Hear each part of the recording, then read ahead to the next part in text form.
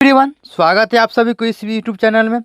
तो दोस्तों, आज की इस वीडियो में जीवों में जनन जो कि क्लास 12 चैप्टर फर्स्ट है, उसके बारे में हम डिस्कस करने वाले हैं। तो चलिए हम शुरू करते हैं। सबसे पहले क्या आती है टॉपिक में, जीवन अवधि, लाइफ स्पेन, जिसे इंग्लिश में बोलते हैं लाइफ स्पेन। जीवन अवधि को लाइफ स्पेन, ओके।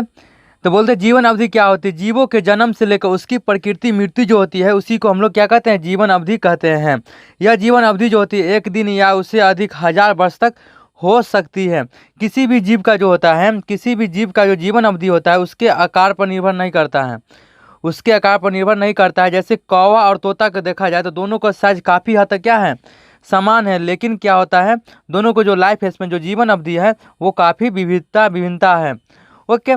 अब हम बात करते हैं रिप्रोडक्शन। रिप्रोडक्शन के बारे में बात करते हैं। तो रिप्रोडक्शन क्या है, रिप्रोडक्शन जनन बोलते हैं इसको हिंदी में। तो रिप्रोडक्शन कहते हैं कि जनन की वह प्रक्रिया जिसमें एक जीव अपने समान आकार में एक छोटे से जीव का जन्म देते हैं, जीव को जन्म देते हैं, और उस जीव में फिर क्या होते हैं, ग्रो करते हैं, मैच्योर होते हैं, मतलब वृद्धि करते हैं, परिपक्व होते हैं, और पुनः फिर एक क्या करते हैं, नए ऑफिसिंग, नए संतान को प्रोड्यूस कर लेते हैं, जिसे हम लोग क्या कहते हैं, जनन कहते हैं। यह प्रक्रिया एक पीढ़ी से दूसरी पीढ़ी तक वंश को बनाने में कायम रहता है। एक पीढ़ी से दूसरी पीढ़ी तक बना रहे वंश की कायम, ओके। अब हम बात करते हैं टाइप्स ऑफ रिप्रोडक्शन। रिप्रोडक्शन के प्रकार, ये कितने प्रकार के होते हैं, 2 प्रकार के होते हैं, एसेक्सुअल रिप्रोडक्शन और सेक्सुअल रिप्रोडक्शन, लैंगिक जनन और अलैंगिक जनन, ओके। अलैंगिक जनन की पहले हम बात कर लेते हैं। तो अलैंगिक जनन एसेक्सुअल रिप्रोडक्शन में क्या बोलते हैं, जब ऑफिसिंग की उत्पत्ति सिंगल पेरेंट मतलब एक कोशिकीय जीव के द्वारा हो तो उसे हम लोग क्या बोलते हैं, अलैंगिक जनन बोलते हैं। इसके परिणाम स्वरूप जो ऑफिसिंग प्रोड्यूस होते हैं वो क्या होते हैं, कम या ज़्यादा अपने पेरेंट्स से हूबहू क्या होते हैं, मिलते जुलते रहते हैं, एकदम किसके कॉपी होते हैं, अपने पेरेंट्स के, मतलब अपने जनक के कॉपी होते हैं, ओके। जैसे कि मान लिया कि ये क्या है, आपका पेरेंट सेल है, ओके। ये क्या किए, अपने समान आकार में 2 ऑफिसिंग क्या किए, प्रोड्यूस किए, क्या किए, ये प्रोड्यूस किए। ये इनका भी डीएनए समान है, इनका भी डीएनए समान है, और इनका भी डीएनए समान है, साइज में भी समान है, आकार में भी मतलब कि समान है। तो बोलते हैं क्या, इनको बोलते हैं क्लोन। जब आकार में भी समान हो, साइज में भी समान हो, जेनेटिक्स गुण भी समान हो, तो उसको हम बोलते हैं क्लोन। एक क्वेश्चन डाला गया होगा, इसी में डाला होगा कहीं, आकारीय तथा आनुवांशिक रूप से एक समान जीव के लिए हम लोग किस शब्द का रचना करते हैं, क्लोन शब्द की रचना करते हैं, ओके। अब हम बात करते हैं अलैंगिक जनन के प्रकार या process of asexual reproduction, okay.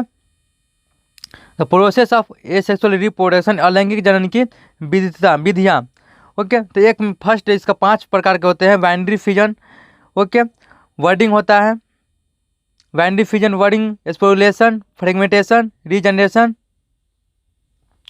इसी तरह से होते हैं। तो चलिए हम शुरू करते हैं बाइनरी फिजन से। बाइनरी फिजन जो होते हैं, बाइनरी फिजन में क्या होता है कि जितने भी सिंगल कॉल ऑर्गेनिज्म, मैंने single call organism reproduce by है बाइनरी फिजन, जितने भी एक कोशिकीय जीव होते हैं वो किसके द्वारा प्रोड्यूस होते हैं, बाइनरी फिजन के द्वारा, ओके। इसके अंतर्गत आते हैं amoeba, paramecium, euglena, all members of protozoa, okay. Example दे रखे हैं, एग्जाम्पल इसका बहुत ही इंपॉर्टेंट है, इसका फिगर भी हम समझाएंगे।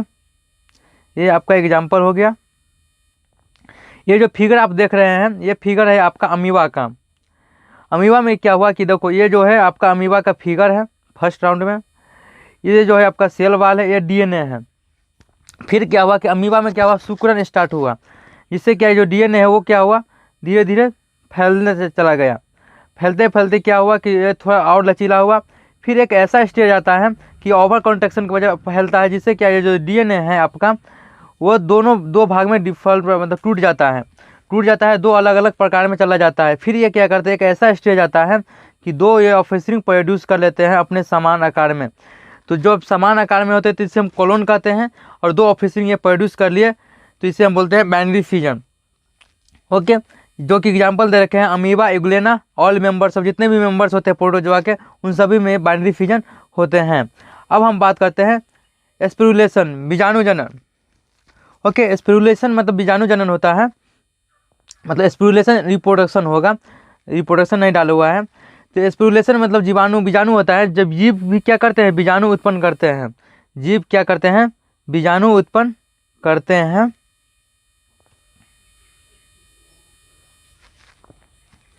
जीव भी क्या करते हैं, बीजाणु उत्पन्न करते हैं। वह बीजाणु कहीं दूर जाकर अंकुरित होकर नए ऑफस्प्रिंग का प्रोड्यूस कर लेते हैं, उसे हम लोग क्या कहते हैं, बीजाणु जनन कहते हैं। इसका एग्जाम्पल दे रखे हैं पेनिसिलियम, जो कवक होता है। देखो फिगर हम समझाएंगे, फिगर बहुत ही इंपॉर्टेंट है। ये जो आपका फिगर है पेनिसिलियम का,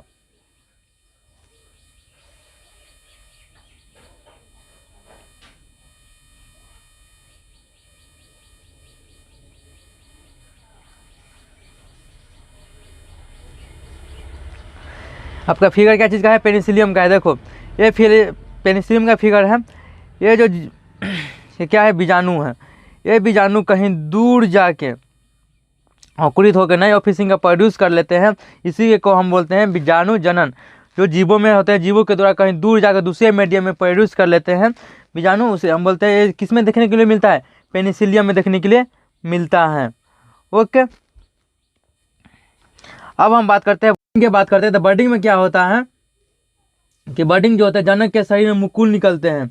ओके, मुकुल बनता है, जो क्या होता है, प्रारंभ में अपने पेरेंट बॉडी से अटैच रहते हैं। फिर उसमें क्या होता है, ग्रो होते हैं, मैच्योर होते हैं, और फिर नए ऑफस्प्रिंग प्रोड्यूस कर लेते हैं। ओके, मतलब क्या हुआ, बर्डिंग में जो होते हैं, जो जनक होते हैं, देखो यहाँ पर हम फिगर के साथ समझाते हैं। ईस्ट और हैड्रा में बर्डिंग होता है। ये फिगर आपका फर्स्ट वाला है, ये है आपका हैड्रा का। किसका है, हाइड्रा का। हाइड्रा में क्या हुआ कि ये जो है वर्ड कलिका निकला हुआ है, जो कि क्या है, प्रारंभ में अपने पेरेंट बॉडी से अटैच है। फिर दूसरे स्टेज में क्या हुआ कि ये पेरेंट बॉडी से डी अटैच हो गया। डी अटैच होने के बाद ये क्या होता है, मैच्योर होता है, ग्रो होता है, फिर ये न्यू हाइड्रा का निर्माण कर लेता है। इसी तरह से ईस्ट में भी होता है। ईस्ट में क्या हुआ कि देखो ये पेरेंट सेल है, ये क्या है, न्यूक्लियस है, यानी डीएनए है। ओके, इसके पेरेंट्स बॉडी में क्या थोड़ा उभार होता है, जिससे भी न्यूक्लियस डिवाइड होना शुरू हो जाता है। और एक ऐसा स्टेज होता है कि जो न्यूक्लियस डिवाइड होकर अपने पेरेंट बॉडी से अटैच रहते हैं, लेकिन वो अलग मतलब कि प्रोड्यूस नहीं करते। फिर इसमें क्या होता है, जो वर्ड निकला हुआ है, इसमें वो ग्रो करते हैं, मेच्योर होकर फिर नए ईस्ट का निर्माण कर लेते हैं। ओके, अब हम बात करते हैं चौथा नंबर में। चौथा नंबर में क्या लिखा हुआ है, फ्रेगमेंटेशन, यानी खंडी भवन। ये बहुत ही इंपॉर्टेंट है, ये सब इंपॉर्टेंट है, कभी कभी पूछा जाता है। 2 नंबर में तो 100% ही पूछा जाता है, और 5 नंबर में ये सारे के बारे में पूछा जाएगा। तो खंडी भवन फ्रेगमेंटेशन क्या होता है, जब कोई भी ऑर्गेनिज्म का खंड में टूटना, प्रत्येक खंड जो होते हैं नए प्लांट या नए संतान का प्रोड्यूस कर लेना, उसी को हम लोग खंडी भवन फ्रेगमेंटेशन कहते हैं। जैसे कि इसका एग्जाम्पल दे रखा हुआ है एस्पेरोगेरिया में। एस्पेरोगेरिया में जो होता है, इसको देखने के लिए मिलता है, और एलेथ्रिक्स में। इसका हम फिगर के साथ समझाएंगे। बायोलॉजी में फिगर बहुत ही इंपॉर्टेंट होती हैं। ओके, तो देखिए ये जो है आपका फ्रेगमेंटेशन एस्पेरोगेरिया का फिगर है। ओके, ये जो है अभी इक्वल साइज में, समान साइज में है। फिर इसमें क्या होता है, फ्रेगमेंट होता है। फ्रेगमेंट होने के बाद ये सब फ्रेगमेंट टूट जाता है। फ्रेगमेंट होता है टूटना, टूट कर फिर ये क्या नए एस्पेरोगेरिया का निर्माण कर लेता है। ओके, तो इसी को बोलते हैं क्या हम, फ्रेगमेंटेशन। ओके, एलोथ्रिक्स में भी यही प्रक्रिया होती है। अब हम बात करते हैं रीजनरेशन। रीजनरेशन में क्या होता है कि जो जीवों के जो कटे हुए भाग जो होते हैं, वो कटे हुए भाग जो होते हैं, प्रत्येक कटे हुए भाग नए ऑफस्प्रिंग या फिर नए ऑर्गेनिज्म का निर्माण कर लेते हैं, उसी को हम लोग पुनर्भवन या रीजनरेशन कहते हैं। जैसे जीवों के कटे हुए भाग नए ऑफस्प्रिंग प्रोड्यूस करे, उसे ही हम लोग क्या कहते हैं, रीजनरेशन कहते हैं। इसका एग्जाम्पल दे रखे हैं planaria, amoeba, hydra and sponge. Okay, तो चलिए हम फिगर के हिसाब से चलते हैं। तो फिगर में दिया हुआ है प्लेनेरिया का। प्लेनेरिया है, ये जो प्लेनेरिया है, इसको क्या किया, एक प्लेनेरिया खड़ा है, इसको इक्वल भाग में काटा गया है। ये प्रत्येक इक्वल भाग में काटा गया। इनके पास इतना कैपेसिटी है, इनके पास इतना कैपेसिटी है कि इस तरह के प्लेनेरिया खड़ा कर सकते हैं, न्यू प्लेनेरिया खड़ा कर सकते हैं। अमीबा में भी इसी तरह होता है, हाइड्रा में भी होता है, और स्पंज में भी होता है। ओके, अब हम बात करते हैं एक सेक्सुअल रिप्रोडक्शन इन प्लांट। पौधे में अलैंगिक जनन। पौधे में अलैंगिक जनन को क्या कहा जाता है, कायिक प्रबंधन या कायिक जनन कहा जाता है। वेजिटेटिव रिप्रोडक्शन या वेजिटेटिव प्रोपेगुलेशन कहा जाता है। ओके, पौधे में कायिक जनन जो होते हैं किसके अंग द्वारा होते हैं, जैसे पौधे के कायिक अंग जो नए पौधे प्लांट होते हैं, उसको हम लोग बोलते हैं वेजिटेटिव रिप्रोडक्शन या वेजिटेटिव प्रोपेगुलेशन। ओके, जैसे कि हो गए जड़, तना, पत्ती, जो कायिक अंग जो हो गया आपका जड़, तना और पत्ती हो गए। ओके, अब बात करते हैं टाइप्स ऑफ वेजिटेटिव रिप्रोडक्शन, कायिक जनन के प्रकार, जो कि 2 प्रकार के होते हैं, प्राकृतिक कायिक जनन और कृत्रिम कायिक जनन। Natural vegetative reproduction, artificial vegetative reproduction. Okay, अब हम बात करते हैं नेचुरल वेजिटेटिव रिप्रोडक्शन या प्राकृतिक कायिक जनन। तो बोलते हैं कि पौधे के अंग प्राकृतिक में क्या होते हैं, जो कि पौधे के स्वतः अंग के द्वारा जो प्लांट्स प्रोड्यूस होते हैं उसी को प्राकृतिक कायिक जनन कहते हैं। तो इसमें स्वतः जो होते हैं पौधे के अंग, जैसे जड़, तना, पत्ती इत्यादि ये सभी होते हैं, उनसे जो फिशिंग प्रोड्यूस होते हैं, जो प्लांट प्रोड्यूस होते हैं, उसी को कायिक जनन, प्राकृतिक कायिक जनन कहते हैं। जैसे कि देखो, इसका डेफिनेशन भी डाला गया है कि पौधे के अंग स्वतः ही अलग होते हैं और नए प्लांट का निर्माण करते हैं, उसे ही हम लोग क्या कहते हैं, नेचुरल वेजिटेटिव रिप्रोडक्शन कहते हैं। ये भी 2 प्रकार के होते हैं। अगर नेचुरल वेजिटेटिव रिप्रोडक्शन में बात करते हैं तो इसका पहले हम तना के बात करते हैं। स्वतः होते किसके, तना के बात करते हैं। तना में आ गया 2 प्रकार के तना होते हैं। एक होता है अंडरग्राउंड स्टेम, जिसे भूमिगत तना कहते हैं, और सेमी सर्कुलर स्टेम मतलब क्या, अर्धवायवीय तना, दूसरा ये हो गया। तो हम तना के बारे में पहले हम बात किए हैं। तो चलिए तना के बारे में बात करते हैं, भूमिगत अंडरग्राउंड स्टेम के बारे में। भूमिगत तना जिसमें किसको रखा गया है, आलू अदरक को रखा गया है। बहुत सारे है, अरबी हो गए, जिमी कंद हो गए, सल कंद जैसे लहसुन, प्याज इत्यादि सब होते हैं। तो देखो अंडरग्राउंड स्टेम भूमिगत तना, जो कि वैसे प्लांट जो भूमि के अंदर से तना निकलते हैं उसी को हम भूमिगत तना कहते हैं। जैसे कि देखो कंद में दिया गया है, कंद जिसे इंग्लिश में बोलते हैं ट्यूबर, जो किस में देखने के लिए मिलता है, आलू में देखने के लिए मिलता है। ये जो है आपका पोटैटो का फिगर है। ओके, देखो पोटैटो का फिगर है। इसमें क्या हुआ कि ये पोटैटो क्या है, सॉइल के नीचे ज़मीन के अंदर डाला गया है। ओके, ये जो है आपका आँख है, ये जो कच्चे कल का जिसे अंकुरनशील आँखें कहते हैं वो है। इनके पास इतना कैपेसिटी है कि ये न्यू प्लांट ऊपर उगा सकते हैं। इसी तरह से हम रिहोजोम प्रकंद के बारे में बात करते हैं, अदरक के बात करते हैं। इसके पास भी क्या है, नोट्स कलिका है, कच्चे से कलिका है। इनके पास भी मतलब कि इतना कैपेसिटी है कि ये नए प्लांट्स प्रोड्यूस कर सकते हैं। और हम तीसरा एग्जांपल देखते हैं। तीसरा एग्जांपल में दिया है धनकंद, जिसे कौन बोलते हैं इंग्लिश में, अरबी मतलब अड़ुआ होता है, देहाती वर्ड में बोला जाता है, अरबी बोलते हैं, और जिमी कंद। और चौथा दिया है सलकंद बल्ब, जिसे प्याज और लहसुन में देखने के लिए मिलता है। ओके,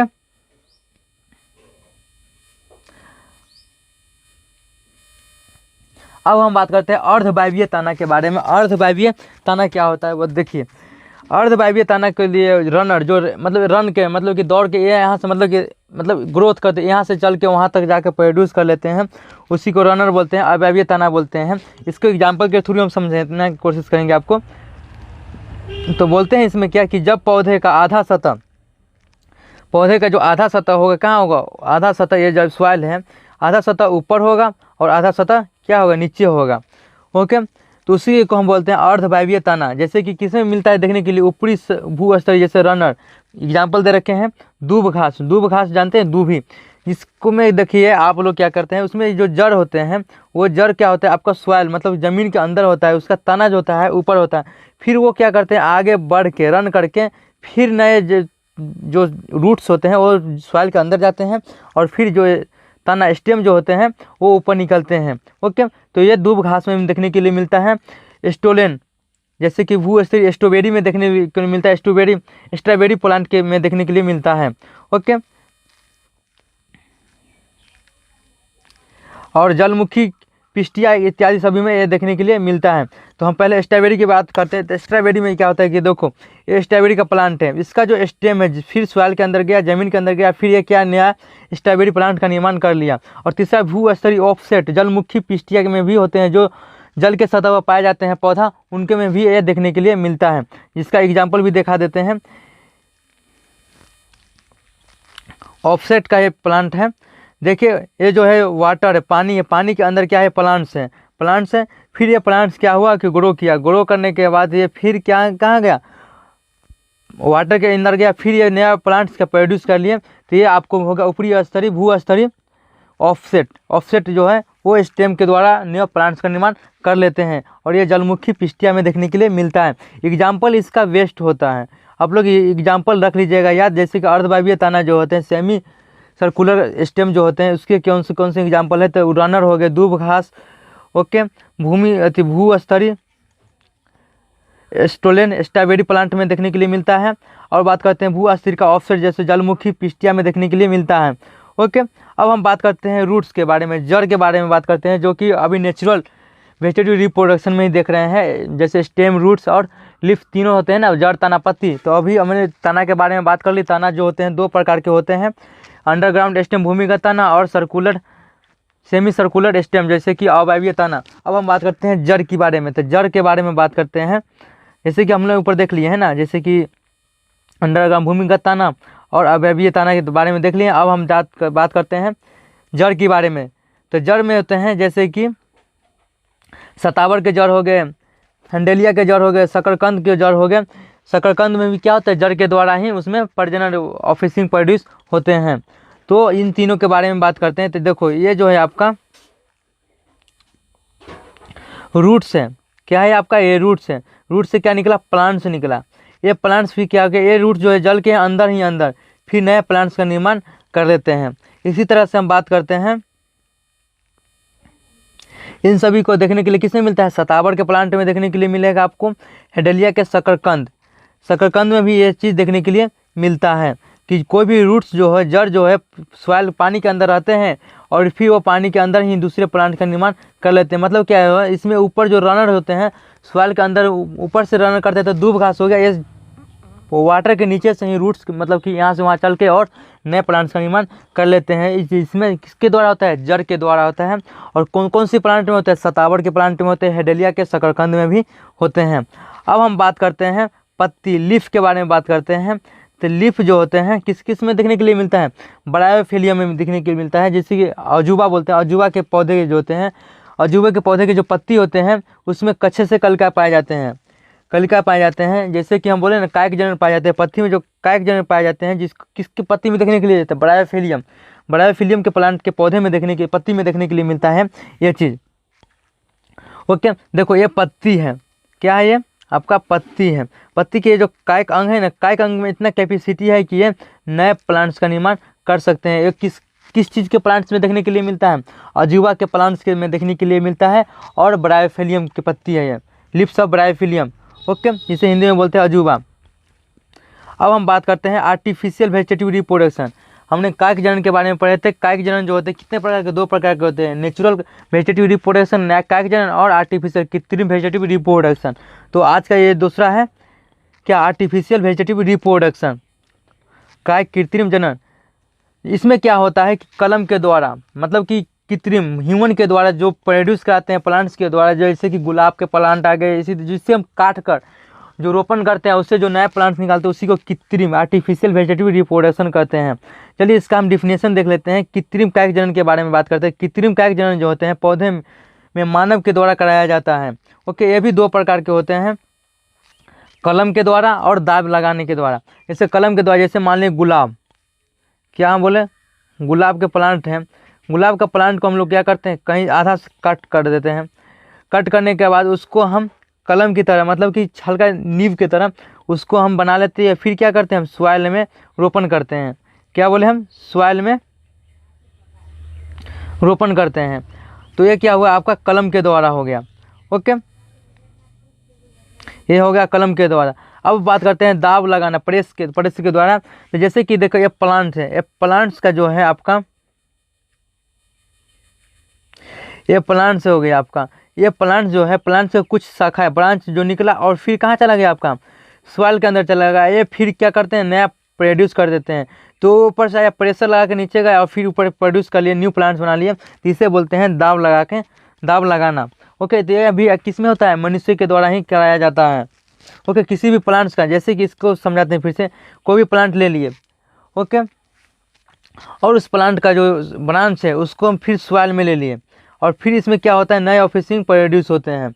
तो इस न्यू प्लांट प्रोड्यूस होते हैं। तो इसी को हम लोग बोलते हैं दाव लगाना। और कलम के जो है, कलम के द्वारा लगाते हैं, जैसे कि हो गया आपका गुलाब। ओके, अब हम बात करते हैं सूक्ष्म प्रबंधन, माइक्रो प्रोपेगेशन। ये बहुत ही इंपॉर्टेंट है और पूछा जाता है कभी कभी 3 नंबर में, तो हमेशा ही पूछा जाता है। 3+2 मुकुलन और लिका, ये दोनों मिलाकर पूछा जाएगा। 5 नंबर में पूछा गया है बहुत बार बोर्ड एग्जाम में। तो इसके बारे में बताते हैं। सूक्ष्म प्रवर्धन क्या होता है, माइक्रो प्रोपेगेशन। तो इसमें क्या होता है कि देखिए, एक गाजर ले लीजिए, ये क्या है आपका कैरोट। इसको एक टिश्यू को काटिए, काटने के बाद हम लोग क्या करते हैं, एक मीडियम में, कृत्रिम पोषण मीडियम में इसको हम क्या किए हैं, डाले हैं। फिर डाले हैं उसको कुछ टिश्यू जो है काट के इसमें हम डाले हैं। फिर उसमें क्या होता है, कैलस होता है। जब बहुत सारे तक जमा होते हैं तो उसमें कैलस का निर्माण होता है। फिर उस कैलस को हम उठा कर कहाँ डालते हैं, एक हार्मोन रहित मीडियम में डालते हैं, जिसमें वो क्या करते हैं, ताना वगैरह निकलते हैं। फिर स्टेप 3 में हम क्या करते हैं, उस ताने को निकाल के अलग अलग मीडियम में हम के लिए क्या करते हैं, डालते हैं। अब फिर उस प्लांट ग्रो करते हैं मीडियम में डालने के लिए। किस चीज़ के लिए डालने के लिए करते हैं, उस अलग अलग मीडियम में प्लांट बनने के लिए डालते हैं। और फिर वो क्या करते हैं, प्लांट को हम बाहर निकाल के क्या चीज़ में रोपण करते हैं, सॉइल के अंदर रोपण करते हैं। इसी को हम बोलते हैं माइक्रो प्रोपेगेशन। फिर से हम समझाते हैं, ये तो कैरेट के ऊपर नहीं थे। मान लिया किसी चीज़ का टिश्यू ले लिए, एक टिश्यू को मीडियम में डाल लिए, ठीक। उस मीडियम कोशिका के समूह को हम लोग क्या बोलते हैं, उत्तक बोलते हैं, टिश्यू बोलते हैं। फिर वो कहते हैं आपस में वो टिश्यू क्या करते हैं, कैलस का निर्माण करते हैं। बहुत सारे टिश्यू हो जाते हैं तो क्या चीज़ का, कैलस का निर्माण करते हैं। फिर उस कैलस को हम लोग उठाकर स्टेप 3 में किस में, हार्मोन में डालते हैं। हार्मोन में डालते हैं जिससे क्या होता है, उसमें ग्रोथ होते हैं। ग्रोथ होने के बाद वो क्या करते हैं, उसमें डाल पत्ती वगैरह निकलते हैं। हमने कैरेट के एग्जाम्पल लिए थे इससे पहले, उसी के प्रोसेस पर चलते हैं। फिर स्टेप 3 में क्या करते हैं, इसको हम निकाल के फिर अलग अलग मीडियम में डालते हैं। हॉट कूल जो भी मीडियम हो आपका, उसमें हम डालते हैं। फिर इसको अलग से हम फिर निकाल के फिर हम कहाँ डालते हैं, सॉइल के अंदर रोपण करते हैं, न्यू प्लांट्स का निर्माण कराते हैं। तो ये आपका हो गया माइक्रो प्रोपेगेशन की सूक्ष्म प्रबंधन। तो फिर ये रहा आपका part 1 reproduction in organism, class 12 chapter 1। Part 2 पाने के लिए हमारे यूट्यूब चैनल को सब्सक्राइब कर लीजिए, प्लस में बेल आइकन है उसको भी प्रेस कर लीजिए, ताकि आने वाले सारे नोटिफिकेशन आपको मिलती रहेगी। फिर मिलते हैं हम लोग पार्ट 2 में। ओके।